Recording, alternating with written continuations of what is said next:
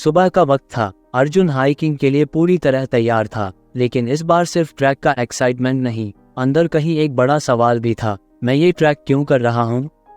उसने अपना backpack adjust किया, एक लंबी सांस ली, जैसे अपने दिमाग में चल रहे तूफान को थोड़ा शांत करने की कोशिश कर रहा हो। उसने इंद्रहार पास ट्रैक का 4 दिन का पैकेज बुक किया था, पर जो एड्रेनालिन उसके अंदर चल रही थी वो सिर्फ इस सफ़र के लिए नहीं थी। शायद ये सफ़र उसके अंदर के सवालों का जवाब बन सकता था। मीटिंग पॉइंट पर लोग जमा हो रहे थे, लेकिन अर्जुन की सोच वहां से थोड़ी दूर अपने जीवन के उतार चढ़ाव पर थी। तभी एक लड़की आई, कॉन्फिडेंट और एफर्टलेस। उसकी आंखों में एक चमक थी, जैसे वो दुनिया को किसी और ही नज़र से देखती हो।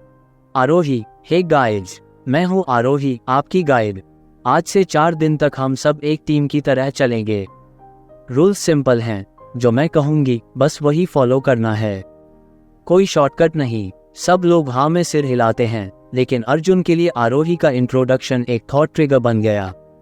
उस लड़की का सेल्फ एश्योरेंस कुछ अलग था, जैसे जिंदगी ने उसे एक ताकत दे रखी थी जो दिखाई नहीं देती पर महसूस होती है। ट्रैक शुरू होता है और आरोही हर जगह की एक कहानी सुना रही थी, कहीं एक पुरानी दंत कथा तो कहीं एक छुपा हुआ झरना। अर्जुन के दिमाग में वो कहानियां सुनते सुनते बस एक ही थॉट आ रहा था, ये लड़की इतनी खुश कैसे है? जब लंच के लिए सब एक छोटे से ढाबा टाइप होटल पर रुकते हैं, अर्जुन का मन उस सुकून भरे वातावरण में थोड़ा रुका, लेकिन उसका दिमाग आरोही पर अटका था।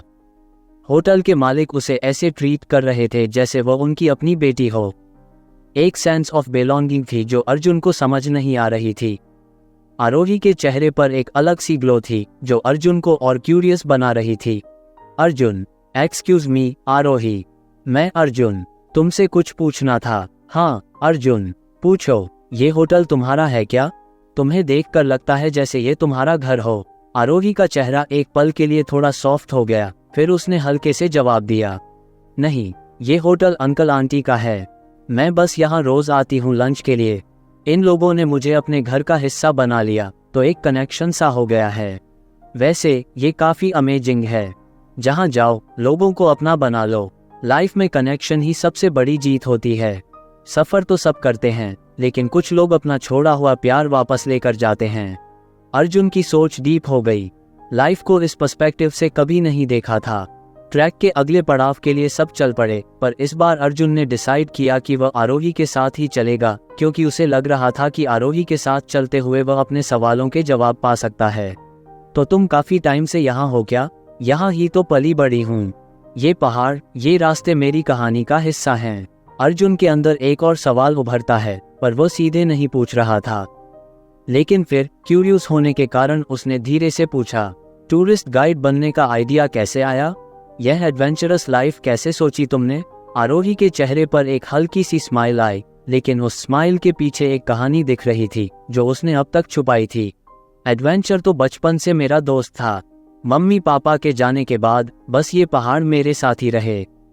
जब मैं 5 साल की थी वो चले गए, हमेशा के लिए। ये सुनते ही अर्जुन का चेहरा फ्रीज हो गया। उसके अंदर एक तूफान उठ गया था। कैसे कोई 5 साल की उम्र से बिना माँ बाप के जीता होगा? इतनी छोटी उम्र में इतना बड़ा दुख, और ये लड़की इतनी खुश और स्ट्रॉन्ग कैसे रह पाए?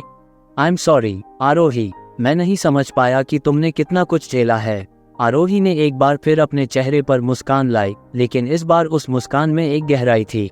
जिंदगी में कुछ बातें समझना जरूरी नहीं होता अर्जुन। कुछ चीजों का जवाब हमेशा नहीं मिलता, और कुछ सवाल हमेशा सवाल ही रह जाते हैं।